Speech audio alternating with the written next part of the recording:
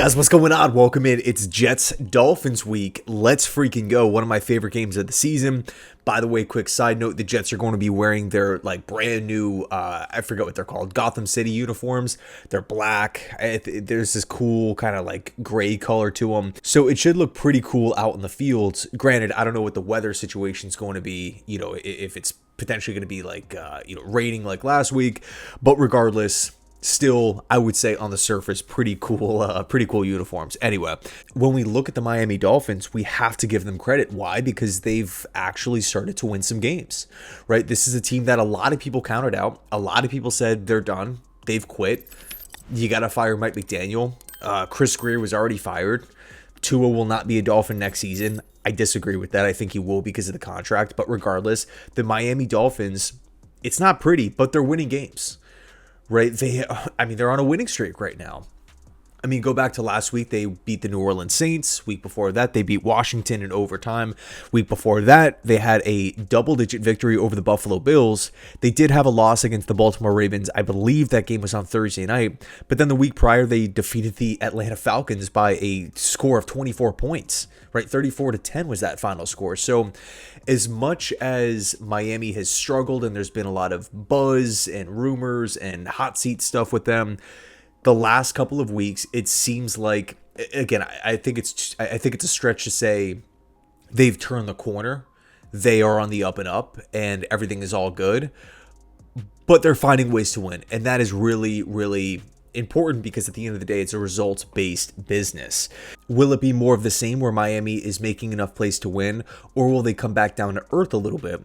One of the things that I think is kind of an underrated storyline coming into this game, again, in regards to Miami's schedule and kind of their past reputation about this team playing in cold weather, right? And until we get proved otherwise, the Dolphins need to start actually winning games in December and January before people can say, oh yeah, the whole cold thing is debunked. Last week at home against the Saints. Week before that, it was the Madrid game against Washington. Week before that, they were home against the Buffalo Bills. Now they're going up to, again, New Jersey here in December. Does that play a part? We've seen over and over and over Mike McDaniel's teams struggle in December. Is it purely 100% because of the cold? No, but I do think it plays a small part in it. So I'm really excited for this one, right? I cannot wait for this game. The first go round, right? The first time these two teams played, yes, of course, the Jets did lose, but they only lost by 6 points in a game where not only were they on the road and it was kind of Aaron Glenn's first big primetime game, but they also turned the ball over 3 times, right? Infamous Braylon Allen goal line fumble. But they also were flagged 13 times for over 100 yards. That's a free football field of yardage. Here you go, Miami. Here's a free football field.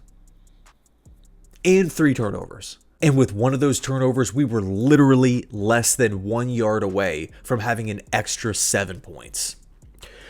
Essentially taking 7 off the board for the Jets and giving the ball right back to Miami there. I believe on that ensuing possession, if my memory serves me correctly, Miami went right down the field and scored. So I think it's fair to say that the Jets are playing better ball today in December, late November, compared to September, October.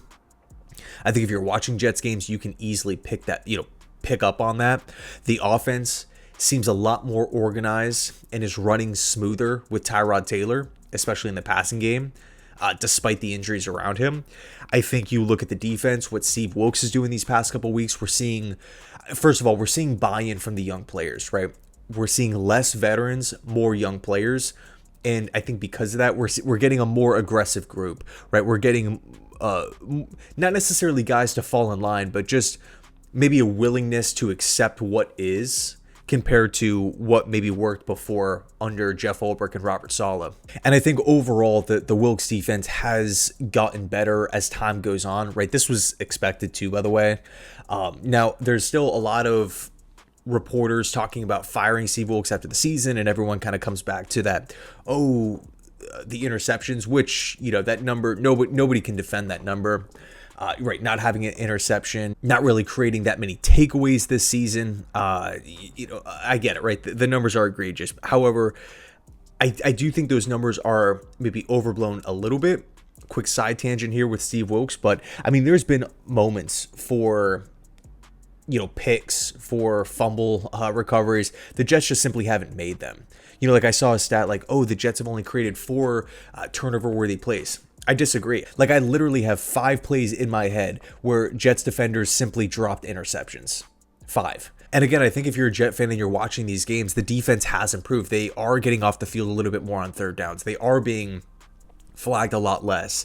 They are having better coverage in the back end. You're seeing the younger guys develop, right? I'm really loving Malachi Moore's progression, right? Malachi Moore today just looks, man, he looks like he belongs. He looks like a starting caliber strong safety. I'm loving what I'm seeing from Malachi, man. Then you throw on top of it Juwan Briggs, who's playing like one of the best rotational defensive tackles in football. Jarvis Brownlee, we all know his story, right? And then we have Azareye'h Thomas in the fold as well. A couple weeks ago, we trade Sauce Gardner from like a national media perspective. People are roasting the Jets, right? Like, oh, he's a household name. He's one of the best corners in football. Jets fire sale. You just signed him to an extension. What team signs a player to an extension and then trades him in that same year, making him the highest paid corner in football? Look, if we're talking 2 first-round picks here, I'm down to listen to trade offers for anybody, if that's what we're talking about, right? What did Micah Parsons go for? 2 firsts and Kenny Clark. What did Sauce Gardner go for, right? Massive dip. If we're just purely looking at margin, who impacts the game more? Sauce Gardner went for 2 1s and Adonai Mitchell, who's fit in pretty nicely, I would say, so far. And so we slide Azareye'h Thomas into the starting lineup, who on the surface, it looks like, okay, rookie 3rd rounder. Yeah, the Jets can maybe use another corner. No, he put out first round tape. He was considered a first rounder up until the 40 time. He has the 40 time. He falls to round 3. The Jets draft Thomas. Corner's not the biggest need at that point in time, but it's BPA. It's best player available in the event that he has to play. Stevens doesn't work out. Sauce gets traded. You have an injury, whatever. You have, again, the best available player on the board there. The Jets took it, and they're now taking advantage of it, right? So I think when we look at AZ Thomas, what he's done so far, obviously he fits the system from a press man, from a length standpoint, also from an aggressive physicality standpoint. Thomas checks all those boxes. Is he perfect? No. Is he gonna become a top 2 corner of football this year? No. But I like what I've seen so far. But here are the keys to the game. Right, I think offensively it's pretty simple. I don't really feel like the game plan or maybe the identity is going to change all that much. Right, play smart, efficient football with Tyrod Taylor and feed the young players.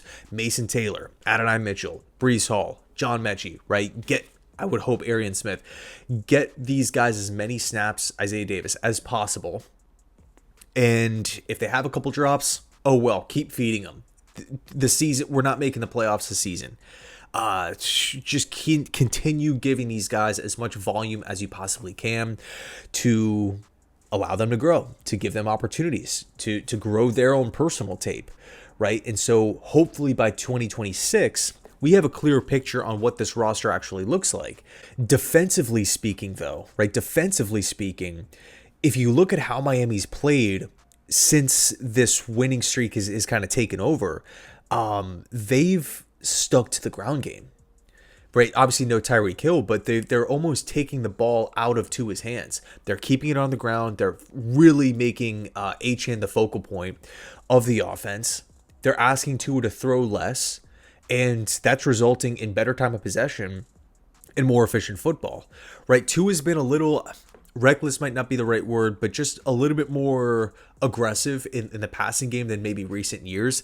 And I think it's probably because maybe he's a little bit older and you don't have Tyreek out there. So maybe Tua is feeling like he needs to do more. He needs to make better throws. The Dolphins, up through, the first 2 months of the season, we're losing a bunch of games. So maybe Tua is pressing a little bit. But Mike, there has been like an overall offensive shift from push, throw, to let's kind of smooth things out and feed Achane, one of the best players on that Dolphins roster. So the New York Jets have got to be prepared for it, right? Especially setting the edge. I think both Jermaine Johnson and Michael Clemens need to be able to set the edge. They have to. You cannot let Achane. And, for what it's worth, I really like Ollie Gordon as well. Loved him back at Oklahoma State. You cannot allow these guys to hit the outside, right? You cannot allow this Miami Dolphins offensive line to get the better of these two edge rushers, seal off that lane, and watch these guys fly up the field. You cannot do that. So again, I'm really excited for this one. It's Jets Dolphins. It's Jets Dolphins, man. You got to show up when you're playing, a divisional rivalry like this. So anyway, thanks so much for watching, guys. I appreciate it, and as always, go Jets.